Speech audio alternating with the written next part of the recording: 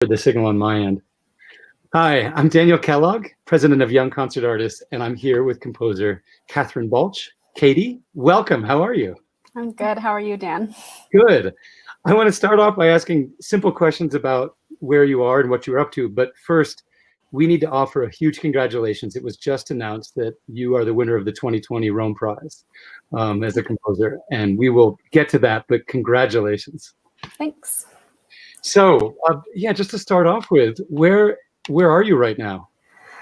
So we are in the same time zone. I am in Keystone, Colorado at my fiance's parents' house there. And that's where we have been since the end of May, where I've left New York mid-quarantine and have been getting some fresh air and space out here in the Rockies. So that's great. Nice, yeah. Keystone, I know we're just a couple of valleys over, so to speak. And it's been good to be in Colorado, good to get away from the city? I think so. I think, Ted's parents both are involved with the ski resort here. Ted's dad's a ski instructor. So we're really right on the slopes and we don't see many people and we go on lots of hikes. And I think it's been a really good sort of reset. And I think my fiance and I both feel super fortunate to have access to that during this time. Well, that's great. And how long do you think you'll be in Keystone in Colorado? We'll probably be here till October. Okay. Yeah. So. Well, that's wonderful. The weather just will keep staying good and getting better. I know, it's kind of crazy. Yeah, I feel very bad for everyone in New York that's dealing with the sweltering heat right now.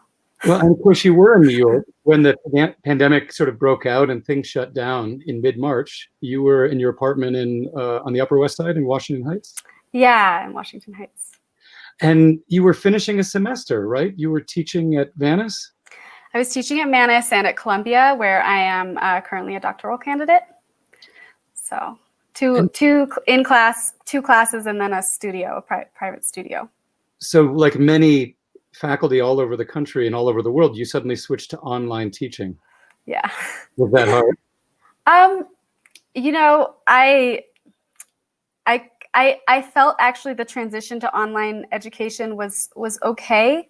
Of course, the hard part and the part I'm sort of trying to prepare for the fall is just student fatigue and student burnout. And I think figuring out appropriate models of more combinatorial approaches to asynchronous and synchronous learning is going to be important for trying to first of all, be compassionate to the students that are dealing with this kind of crappy situation that's not ideal for learning. And second, hopefully find ways to make it more engaging given the circumstances that we have. So I think I learned a lot switching halfway through the semester. And I think starting in the fall, I'm looking forward to sort of trying out some things to hopefully engage students with the material, even though they're stuck at home or whatever.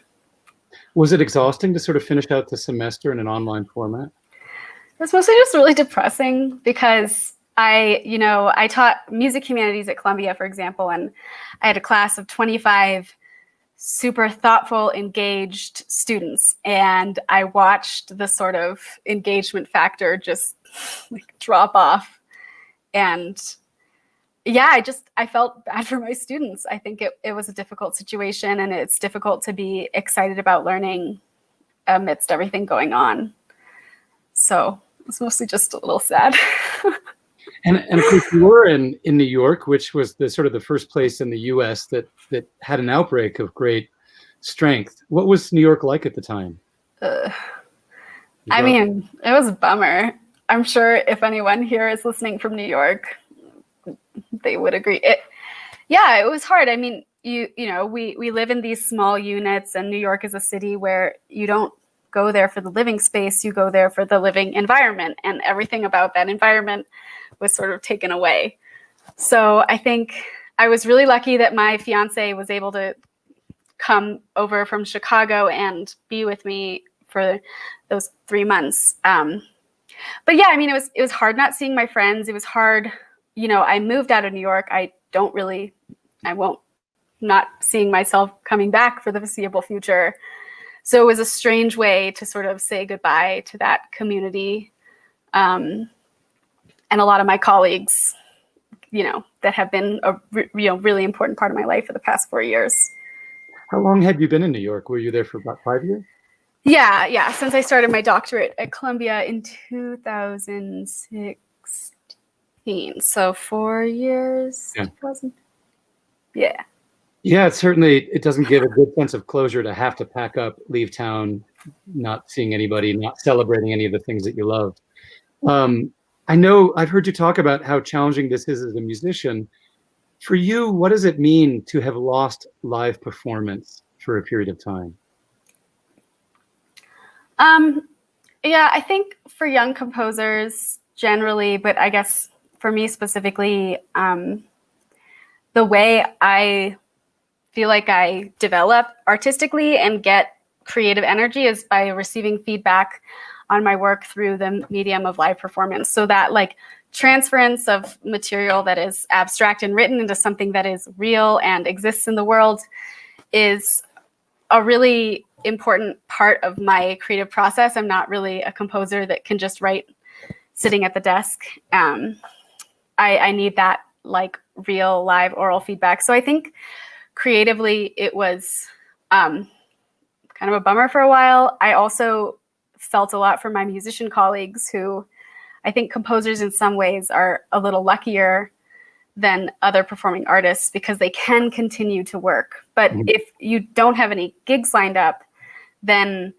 there really is a full stop to your sort of creative life. And so I think, yeah, I mean, that sort of sympathetic resonance with other young composers and musician colleagues going through the same thing was helpful.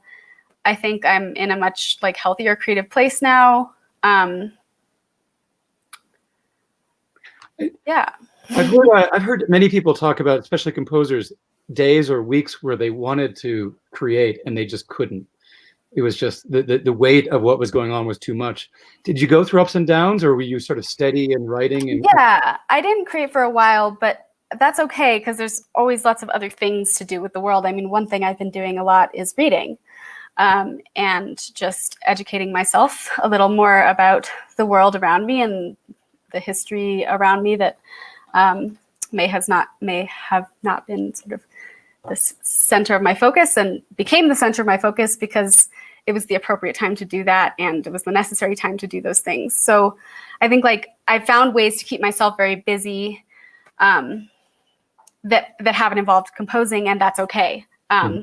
One thing I did is I started violin lessons, which is something like I've been kind of wanting to do for a while. And I'm actually studying with Kenji Bunch, who is a former YCA composer. So that's been really rewarding. And I think for me, a healthy creative outlet.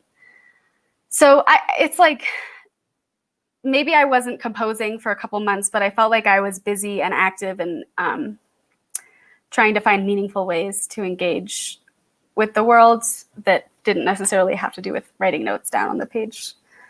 Yeah, I want to get to your music, but because you said you were reading and it was an important time to learn, is there something you read that you would recommend, something we could hear about? Yeah, I mean, so a lot of what I've been doing is specific to reading. I've been doing is specific to music pedagogy. And if you are a music educator or an educator in general, I would highly recommend the scholarship of George Day. He's a professor at the University of Toronto whose writings and a lot of his sort of students or people he's mentored, their writings have been really helpful for me as I think about the future of my own pedagogical practice and syllabus design. I also really enjoy revisiting Bell Hooks. Her work, Teaching to Transgress, is like one of the most important books for me, and revisiting that work. And actually, I'm super excited because I finally got my big, I haven't dug into these books, but I got my shipment of kind of mix of fiction and nonfiction that I'm really looking forward to. So I've got the Deborah White's Ain't I a Woman, Paul Ortiz's African-American and Latinx History of the United States, Ralph Ellison's Invisible Man, which has been on my book list for a long time, and then Coates's Between the World and Me, and also his new novel, that just was released last year. So I'm super excited to, like, I've been reading a lot on my iPad because everything's been back ordered. So I just got this shipment yesterday, and I'm really excited to have some like paper books to dive into. Congratulations. So. I'll have to look up some of those theory books. They're not books that I know. So you mentioned violin. I want to shift to how you got into music. So obviously violin, if you're taking violin lessons now, I assume that was not your entry into music? No, I started as a pianist and got fairly serious about pianisting in high school, and played jazz piano, not well, but like in my high school combo, and I had the little combo that I played with and big band and stuff. So that was my main entry point, I think, was that music. Okay. Yeah, and then I started composing because I had always like written songs, singer-songwriting kind of stuff, and I had a really amazing theater teacher, two amazing theater teachers in high school, Ashley Adams and Michael Schwartz, that encouraged me to write music for plays and stuff. So I started writing music for my high school theatrical productions, and that sort of became my entryway into composition. So, I'm a composer and you're a composer, and the composition process is so different from one person to the next. And I wonder if you could walk us through your process, maybe even starting from the very first moment a piece sort of comes into your being or comes into your mind. Well, first I make my matrix, and Okay. then, no, I'm just kidding. I was about to ask you to define matrix. But okay. Sorry, Carry on. We'll let that one go by. Yeah, I think Well, I'll tell you what, I'll get specific because sometimes it's easier when it's harder. Yeah, it's hard when it's general, I think. You served as the Young Concert Artist Composer in Residence, and it's a lovely sort of program. It's a great program. We both experienced that. It's a fabulous program, and it pairs you up with some of the extraordinary performers on our roster. And the first time around, you're sort of automatically paired up with a performer, and the second time around, you get to choose. Yeah. So why don't you tell us either about the piece you wrote for Anthony Trampo or the piece you wrote for Vladimir Fung? Walk us through what the process was like in one of those pieces. Yeah, I mean, I think the common ground for both of them is I feel like those pieces, even though I didn't know Anthony when I first knew I was going to write for him through Skype conversations and stuff, that piece really became a piece for that specific person, for Anthony. And I think similar for Zlad, of course, I chose to write for Zlad. So I do think, yeah, generally often a starting point in my process is thinking about the person that I'm writing for and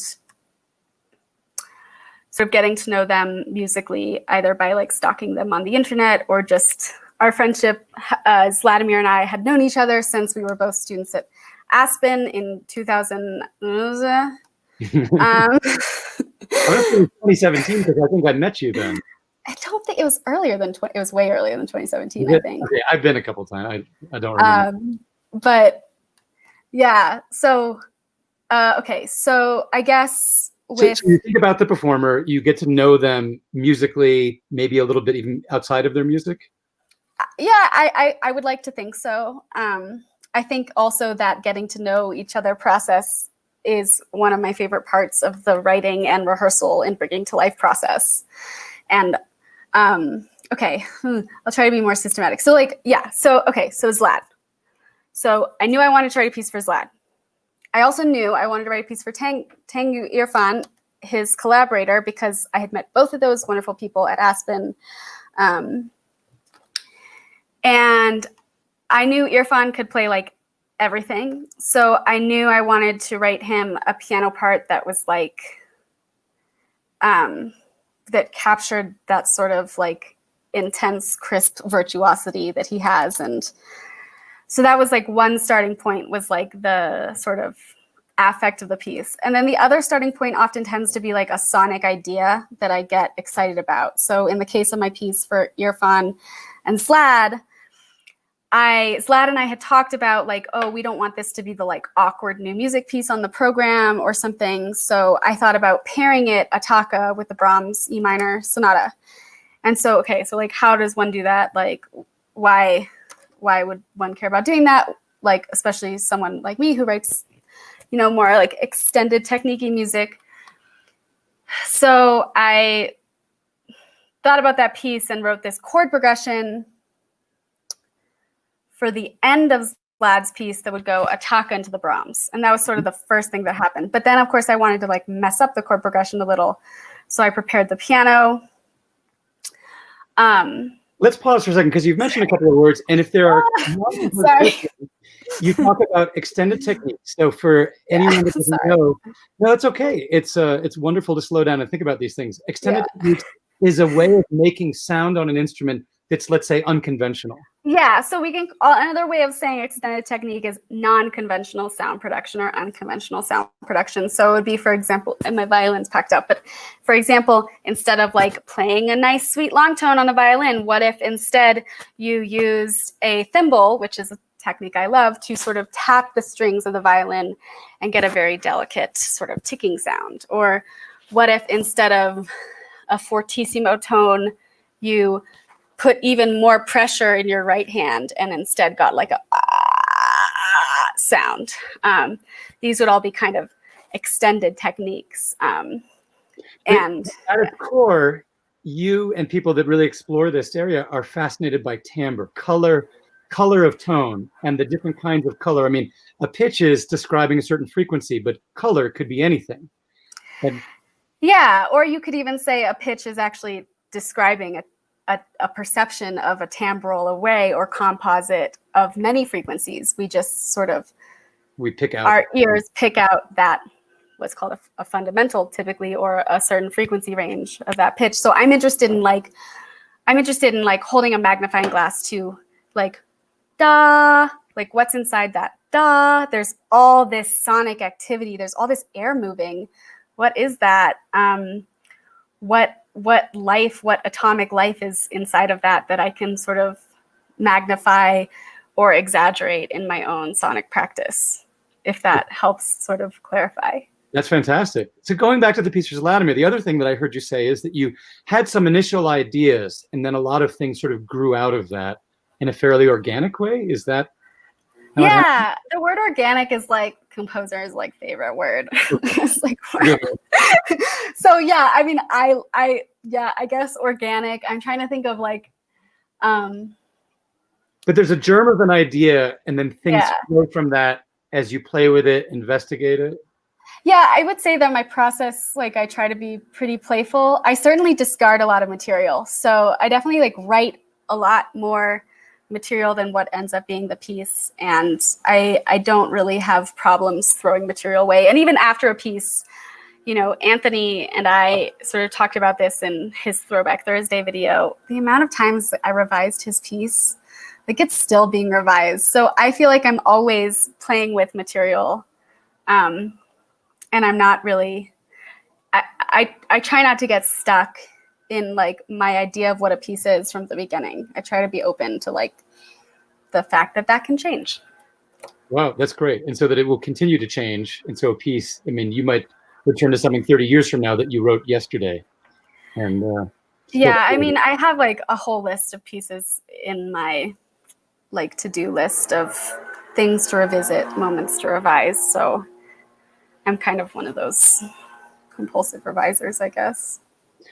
So zooming ahead to when you're delivering the piece to Vladimir, I mean, I know that you write in pencil and paper, although I've seen, I guess it's colored pencils because there's some beautiful images. Sometimes there are colors, yeah.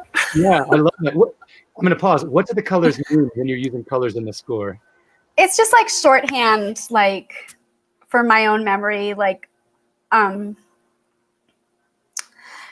sometimes I do this exercise that my undergraduate teacher, Katya Ghosh, introduced to me where I like set a timer on my phone or something and try to think through the piece in my head with a timer. In real time? Yeah, in real time. I just put like a stopwatch, or I'll do like the opposite where I'll be like, okay, I have this like sonic idea in my head. Like I'm going to set a timer for 2 minutes and try to like stretch that out for 2 minutes in my imagination. And that's like a really abstract thing to do. It's not like I'm like hearing every single note and harmony. It's like I'm sort of imagining like a sonic blob. Okay.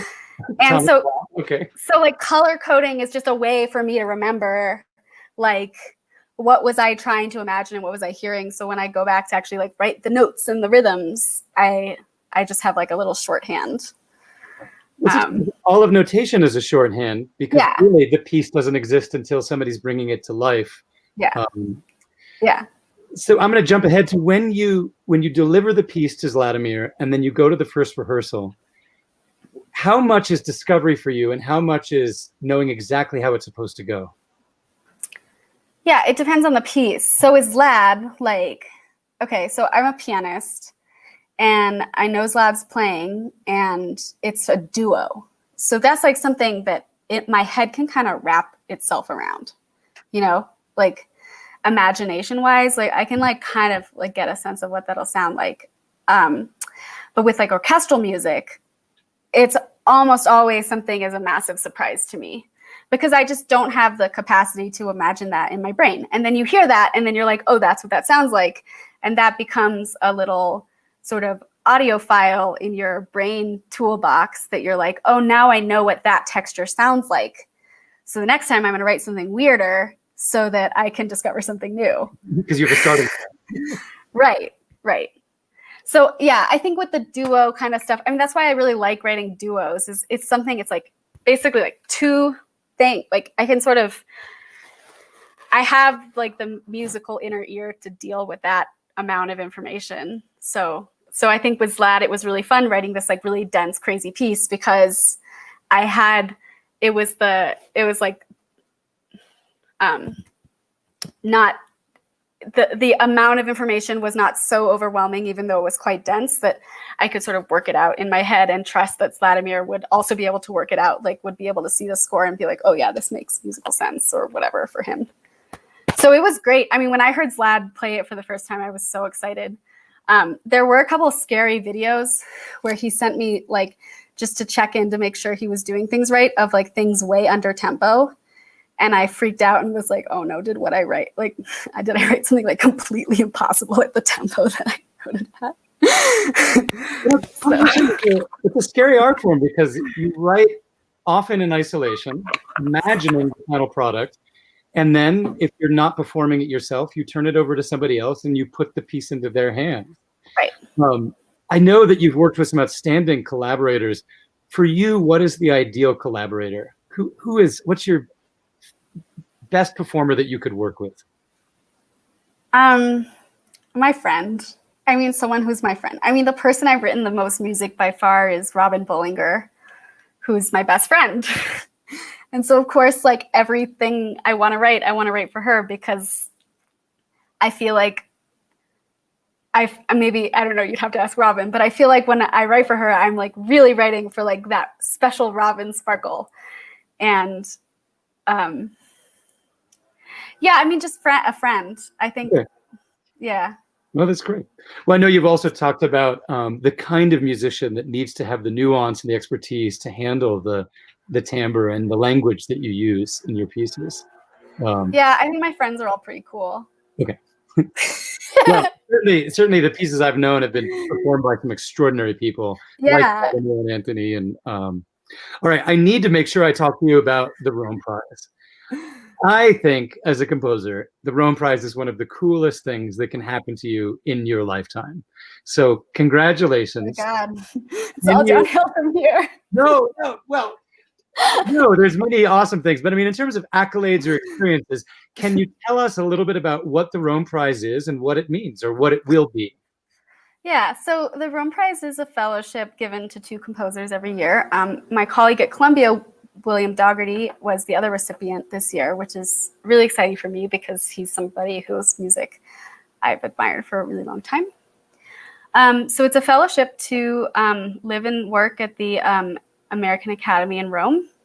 And it's the other fellows there are 2 composers, but there's also fellows in art history, in architecture, in classics, Mediterranean studies. And so it's really a community of scholars and artists that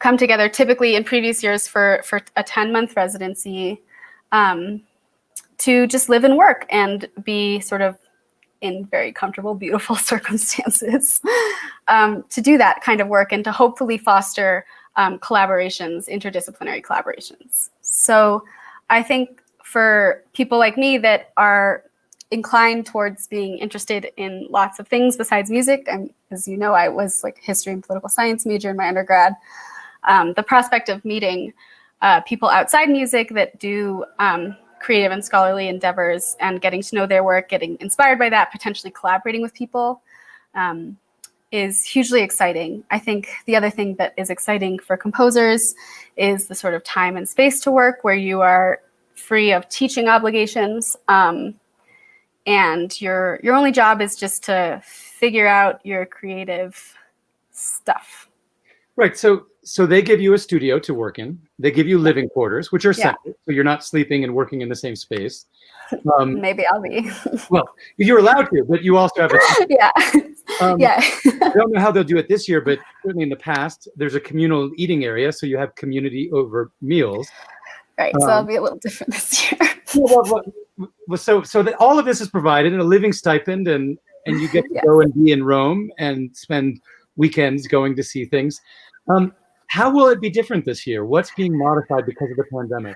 So the American Academy, first of all, has worked tirelessly to make this opportunity even possible. Okay, that's great. So I'm so grateful to that organization and the work that they've been doing since I first found out the news in February to make this fellowship opportunity still possible. So now, instead of starting in September, it will start in January. And it will be about 7 months instead of 10 months, which is a substantially wonderful chunk of time. And some precautions they're making. So yes, typically this sort of traveling on weekends and stuff is sort of has been the norm in previous years. I think this year the sort of MO is to really not travel. If you do travel, there will be an expectation that you will quarantine according to whatever health protocols of the Italian government at the time. So it'll be like definitely a bit more insular in terms of like I won't be spending time on weekends gallivanting about Europe. We also, instead of being housed in a sort of more communal style living quarter in the main house, we will all be housed in separate apartments. Okay. With our fellow travelers, in my case, my to-be husband in 10 days. Congratulations. And then as far as communal meals go, there will be some communal meals on a rotating basis. So basically, like rather than the whole cohort of fellows meeting daily for meals, there will be from what they seem to be working out, a sort of rotation of you sort of attend a few meals a week. Everybody's given their own private kitchen. So I think there will be more of an opportunity and also an expectation that you're sort of preparing food for yourself, which is cool with me. I love cooking and I'm really stoked for those Italian ingredients. So I think in some ways it'll be a more private experience than in previous years. But I think the opportunity to go there and to be in that historic space, and also just to have access to a studio that's my own for working in, will be an immensely rewarding opportunity. Well, it's like artist community experiences like Yaddo and McDowell, in that you're going someplace, you have your own space to work, you close off the distractions from the world. As you mentioned, this has more of an academic flavor, so there's artists and scholars. Do you find that secluded extended period of time is very good for you? Do you go a little stir crazy? So I don't know, because I've actually never done an artist residency that's this length before. Okay. Nor have I been a part of a sort of artist retreat like McDowell or something. So I will be curious to find out how I deal with it. I'm a pretty extroverted person. I get a lot of energy from teaching. So it'll be interesting to see creatively how my metabolism will adjust to being more kind of alone. And I'm sure that it will change over time. I mean, by week 3, you'll have a different rhythm than you have in week 1. Right. It really is a huge honor. It's a very competitive process. I believe there's 4 finalists, and then you go into an interview stage. Yes. Can you tell us what the most interesting question you got in your interview? So the interview was way scarier than I was expecting. Okay. Because I walked in and it was like 4 of my compositional idols. Oh, wow. You know, who I've also, you know, I've known, and they've known me in less professional contexts. So I was kind of like, okay, like, you know. And the questions, a lot of them were about my project and about what I was planning to do with my time there, which I felt prepared to answer because I feel like I have a project that I'm going to Rome with the sort of intention of completing or finalizing there. I think it's also always a little bit, you know, scary when people ask you about what your spouse's plans are, because you don't want, like, you don't want to be like, I don't know, you're just like, you don't want to let that be a factor in why you did or didn't get something. So it was a more intense interview than I was sort of anticipating, but a lot of it was focused on what my process and practice would be well in the academy. So I haven't even asked that yet. What is your project for your fellowship? So my project officially is called Kalisa Ed Kaluka, and it is completing an album for Double Bass Plus. So that's the sort of creative aspect of the project. I already have most of the pieces that would be on that album completed. What are missing is a solo piece for my dear friend and collaborator, Eddie Cass, and a bass quartet, so 4 double basses. So Kalisa Ed Kaluka, the name of the album, is named after a piece I wrote for 7 double basses that was premiered last summer at the Tanglewood Institute and was actually scheduled to be performed by the bass section of the Boston Symphony Orchestra this spring. Unfortunately, that performance was canceled, but it's such a hard piece that they've already put so much time into learning it, so hopefully they will do it again. do it again. I'll do it sometime, I should say. Yeah. Yeah. So that's the project, and then there's a scholarly component to the project, which is that Eddie and I are hoping to create an open source website for writing for the double bass that specifically focuses on documenting these so-called extended techniques with examples of performance videos, examples of notation, the notation that not only like I like to use in my own practice, but also the notation sort of from the literature, as it will. Also just history about the sort of versatility of the double bass. Is this American, Euro diasporic, and Afro diasporic instrument, and its long history of scordatura, which the double bass has a really interesting history of retuning and tuning practice. So that will all be a sort of website or online document that will be available for students and teachers and composers and anyone interested in weird double bass things. Well, I was going to ask what was the interest in double bass, but you've just answered it. So we should look ahead about 18 months into the future and there'll be an album? You know, I would love if there were 18 months in the future. I'm sure it'll be more than that. Okay. So don't like hold your breath. Well, we'll keep an eye out for it. And along the way, we probably will get to see different parts of this. Yes. Yes. I love the double bass, so I will. Yeah. So you were a double bassist, right? Or you played a little? I was a double bass. I grew up jazz bass and played for pit orchestras, and then later did classical, and recently let go of my bass. Yeah. So you sold it. Well, I actually don't know. I haven't checked. My life has been so full. We're selling a house right now, so that's of greater concern. But the double bass went to an instrument dealer in Denver on consignment. Good. But I hope it finds a nice home. I hope so too. You know, I bought it as a high school, I think sophomore or junior, and it meant the world to me. And it was with me for so long, and then I wasn't touching it, and it was time to let it go to somebody else. Yeah. But you're kind to ask about it. Well, so I need to ask about another major award. You really are having, in spite of a pandemic, you're having a fabulous year. You're about to get married, and you got the Rome Prize.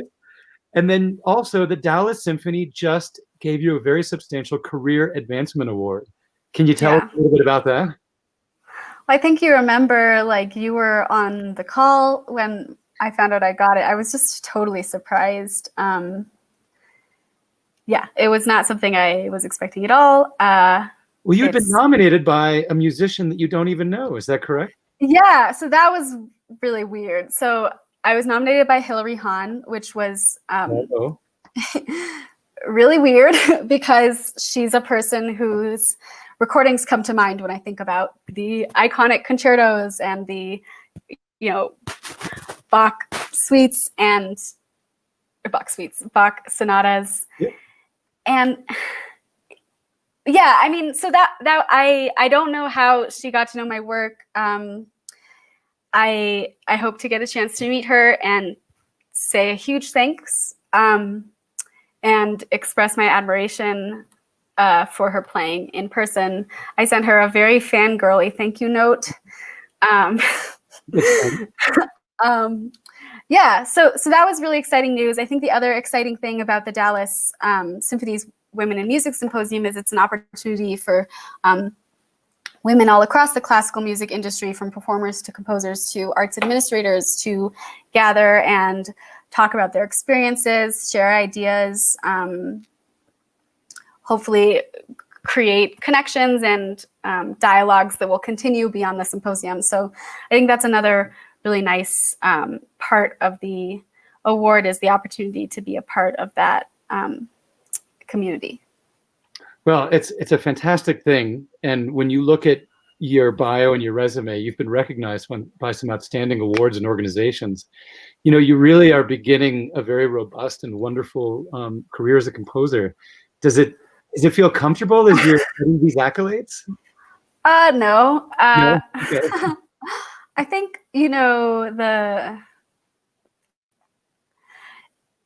sometimes these things are this sort of snowball effect. And so sometimes you get really lucky, and I've gotten really lucky. That there has been a little bit of a snowball effect in terms of the recognitions I've received. I think it's really important for young composers to remember and consider that none of these are necessary for having a fulfilling, rich, successful, notable career in music.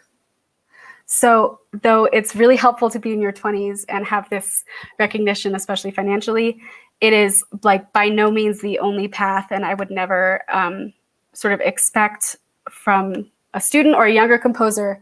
I would hope that the younger composers don't look at some of the luck that I've had and think that that is the only way to make a robust career in music, is, I guess, what I would say to that.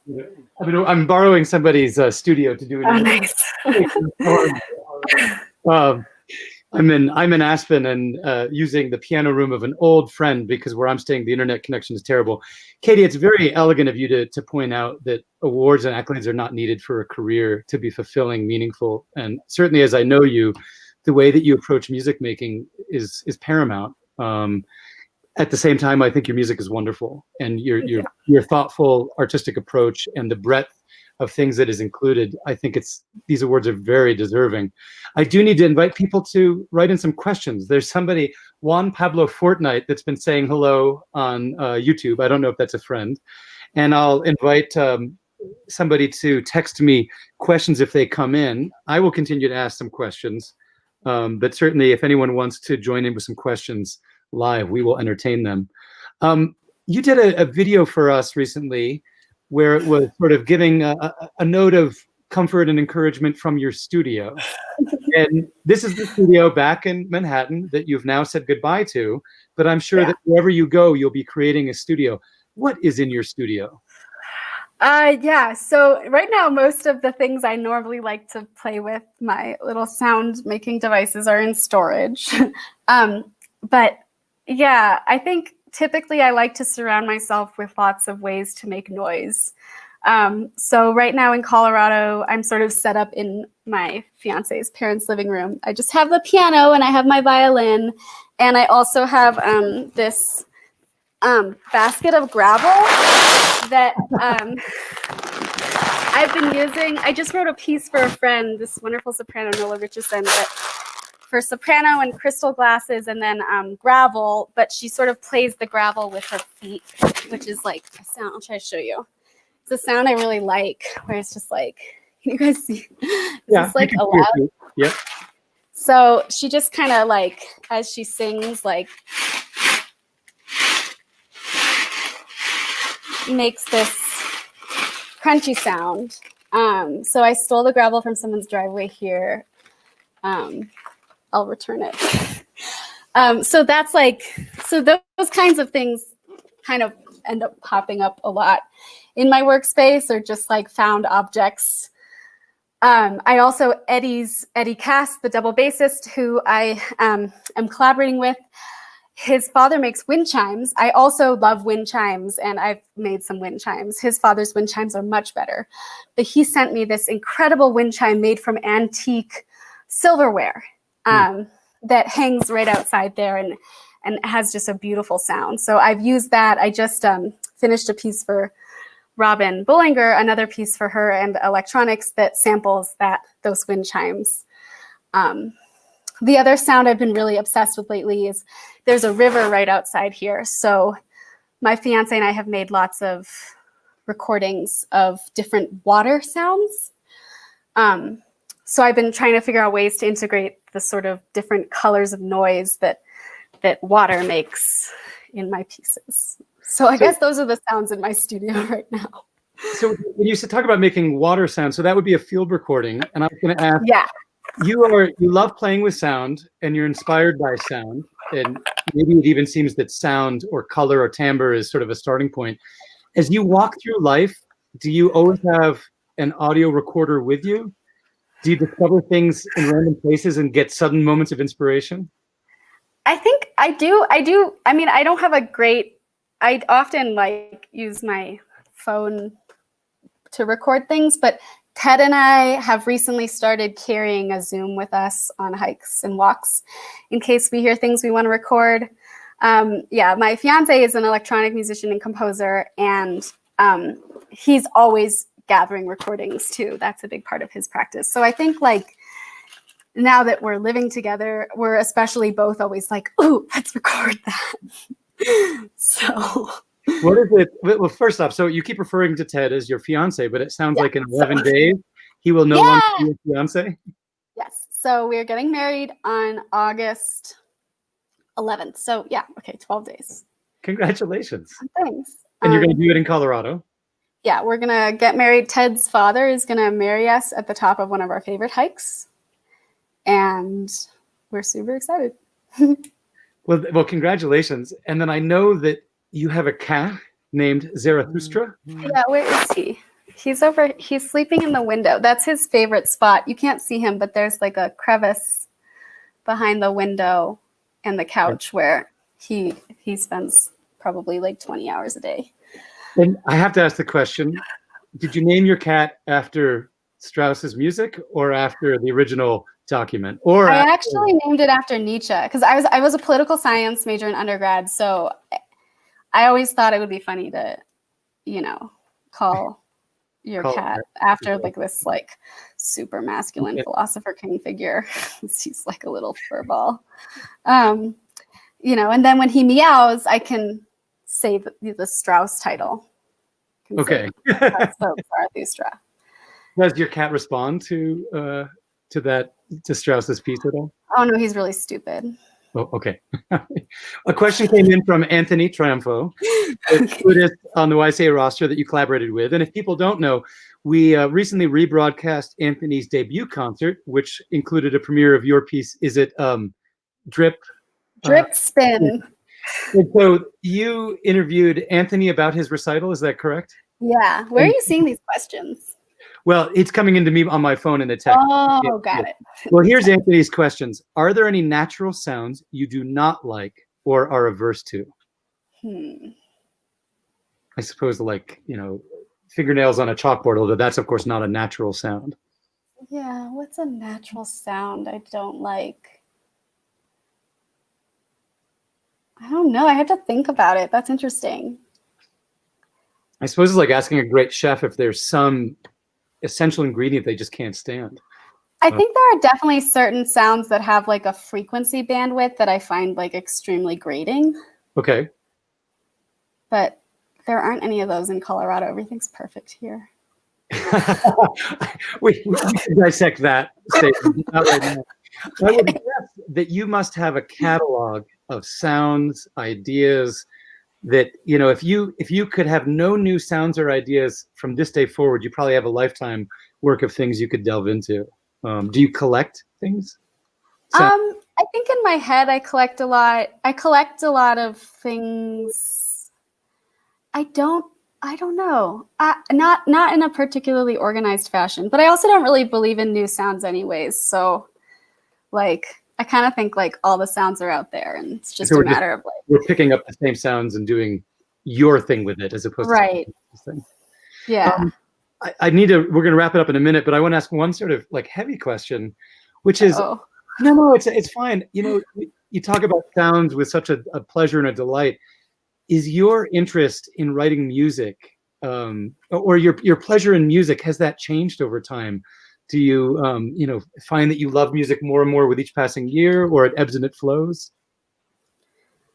Yeah, I mean, I definitely feel like my relationship to music changes a lot. I think it's changed a lot during this quarantine.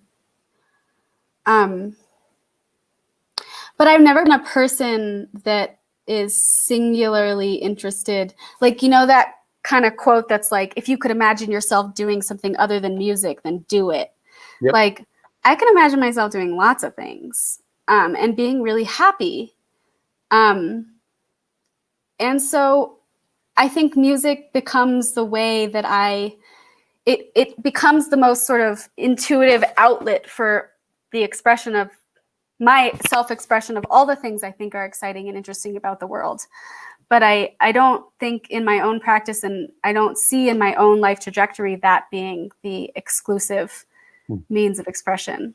You know, in some ways it's very freeing because it means that the future is just wide open and not everything is contingent upon music or composition. Yeah, and I think especially during this time, I mean, Ted and I have lots of conversations about what we would do, or what I would do, what my life would look like if it didn't involve composing. But I also think there's a lot of pressure if you're a young person, especially composing, which people tend to come to a little later, to sort of have to feel like this is the only thing you could imagine doing. I think that's not really fair to ask of someone who's young and who probably doesn't have a frontal cortex that's completely developed yet. I have a teenage daughter, so I understand what you're saying. You raise a very good point. It's a lot of pressure to put on a young person to have their entire future mapped out, dedicated to this one craft. I think you have a very healthy attitude towards it. And at the same time, you're actually having just a really fabulous career unfold in front of you. I know there's some commissions, LA Phil, that we're hoping will all come together. But you've got some exciting stuff ahead. In a minute, I'm going to ask where people can follow you and where they can hear more of your music. But I want to just mention a little bit about Young Concert Artists. Katie is on our roster as a composer, and she came to us as a composer in residence, which is a program that identifies really thrilling, talented young composers who will then receive commissions to write for the performers on our roster. It's something that makes Young Concert Artists really unique and fantastic. And so we pair just brilliant young composers with brilliant young performers. We'd love for people to know more about Young Concert Artists. We have a brand new website. It looks so good. It's very good. www.yca.org. We also have started a fund called Keep Our Artists Working, where we're trying to give artists on our roster project money to do things during this time of no public concerts. So we invite people to check that out. Katie, where can we follow you? Where can we hear your music? Where can we look for your upcoming activities? So I started an Instagram and then have been like terrible about posting on it. So I do have an Instagram that hopefully I'll be more engaged with or something. But I think I just recently put up a little piece for Robin and Robin Bullinger, my dear friend, and electronics on SoundCloud. I love SoundCloud. I listen to SoundCloud all the time. It's one of the ways I discover an artist. So if you're someone listening to this, please send me your music or your SoundCloud page. I would love to hear it. Yeah, and my website and my Facebook and my personal phone number is, no, I'm just kidding. Sorry. Well, congratulations. There's so many more things I Thank could you so ask much. about, so hopefully we'll do this again sometime. Thanks, Dan. Thanks, Katie. All right. Thanks everyone for watching. Bye-bye. Bye.